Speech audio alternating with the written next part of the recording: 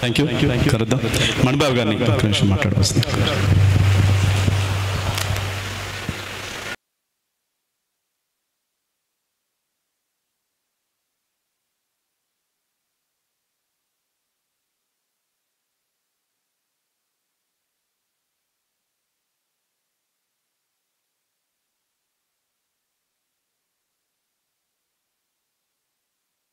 బాధ్యత తెలిసినటువంటి పౌరుడిగా పెంచడం అనేటువంటి తల్లి యొక్క ఏడాది అద్భుతంగా చేస్తారు. ఎన్నో సేవా కార్యక్రమాలు వాళ్ళు ఇద్దరు చేస్తారు. ఇద్దరు కలపండి, పెద్ద సాల్వేనే సరిపోద్ది వాళ్ళిద్దరికి. పట్టుకోనా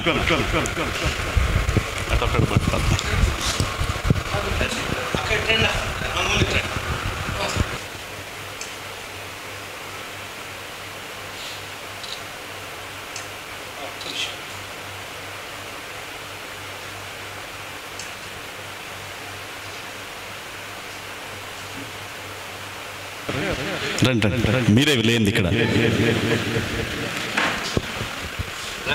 ఒక్క నిమిషం సురేంద్ర, ప్రియ గారు వస్తారు. ఓకే, చివరిగా అయిపోయింది కార్యక్రమం, అయిపోయింది.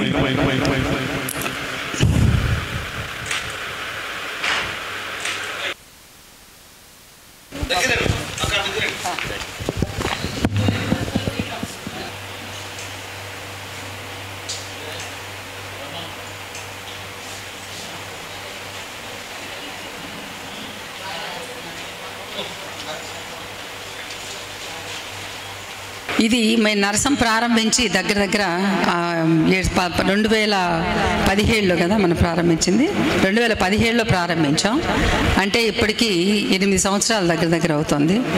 7 సంవత్సరాలు అవుతుంది, 7 సంవత్సరాలు అవుతుంది.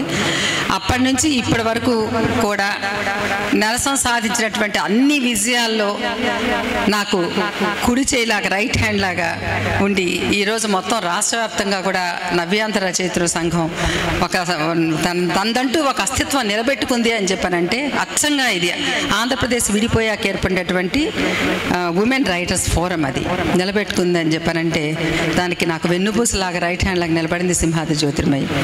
మీ ఇద్దరు స్నేహితులంగా ఒక రకంగా చెప్పాలంటే సోల్మేట్స్ అంటారు. బహుశా లేడీస్లో కూడా అలాంటి ఏదైనా ఆత్మిక బంధం ఉంది అంటే మాకు రచయిత్రిగా, ఒక స్నేహితురాలిగా తను, ఎందుకంటే తనలో చాలా కోణాలు ఉన్నాయి.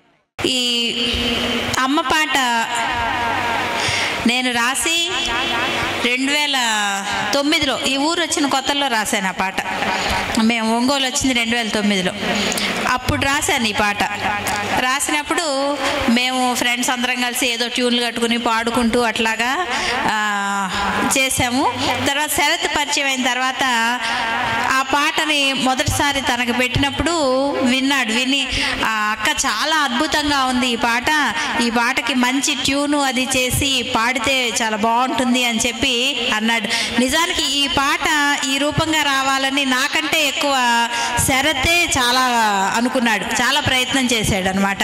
ఎలాగైనా కానీ మంచి ఈ పాటకి గుర్తింపు తీసుకురావాలి అని చెప్పి ప్రతి సభలో కూడా ఆ పాటను తను పాడతాడు.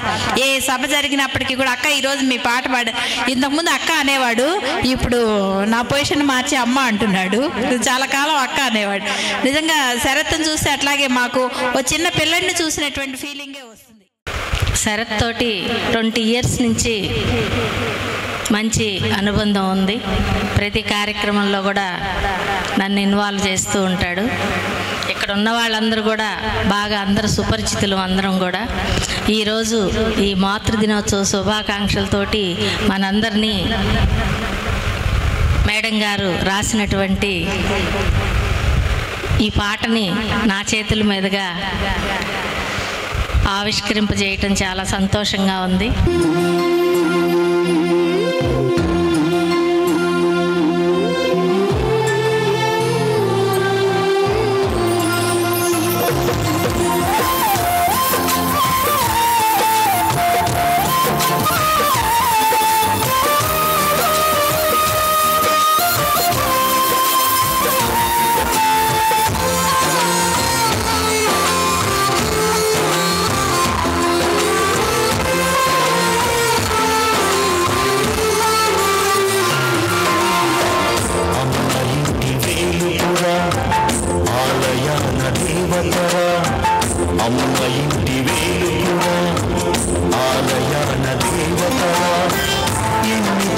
చేసినా కన్నరు తీర్చలేవు, ఎన్ని చేసినా కన్నరు తీర్చలేవు.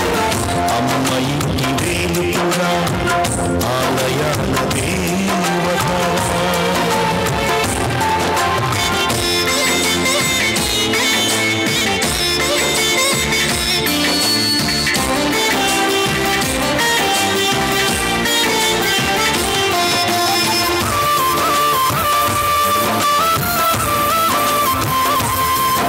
అక్షరము ఆ. ఆ అంటే అమ్మ. అమ్మ అనేది ఒక అనిర్వచనీయమైన శబ్దం. అమ్మ గురించి చెప్పాలంటే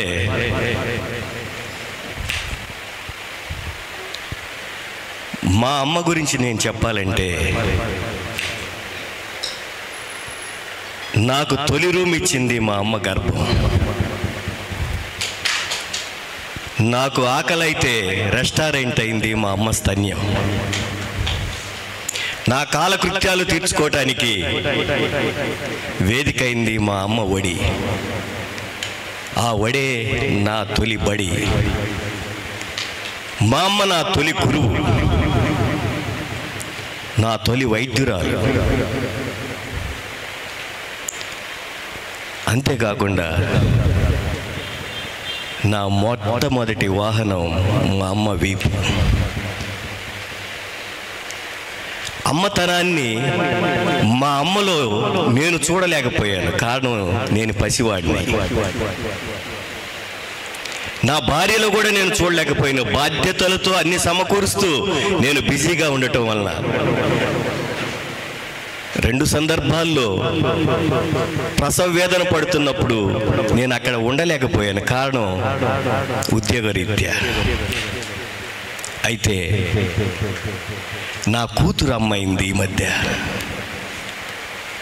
ఆ క్షణంలో అసలు అమ్మతనం అంటే ఏందో నా కూతురుని చూస్తే నాకు తెలుస్తుంది. నా కూతురు డాక్టరే, జ్యోతిర్మయ మేడంకి ప్రియ శిష్యురాలు. తను గర్భవతి అని తెలిసి తెలియకుండా, ఇంతకు ముందు మనం చూసిన దాంట్లో యూరిన్ ప్రెక్కలర్ టెస్ట్ 2 గీతలు వచ్చాయి కదా, ఒక గీత లైట్గా వచ్చినప్పుడు తల్లడిల్లిపోయింది. తర్వాత స్కాన్ చేసినప్పుడు అంత క్లియర్గా లేదని ఊర్లో అక్కడ చెప్పారంట. ఒకరోజు స్పాటింగ్ వస్తే కన్నీళ్ళ పర్యంతమైంది.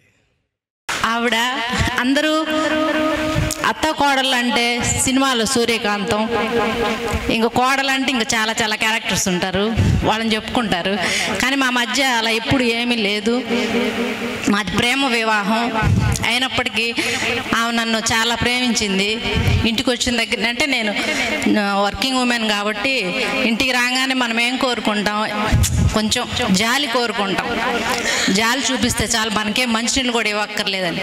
మేము వచ్చిన దాకా మా ఇంటి అరుగు మీదే కూర్చుంటుందా అంటే ఆమె గురించి చెప్పాలంటే నాకు ఎమోషన్ అవుతున్నాను.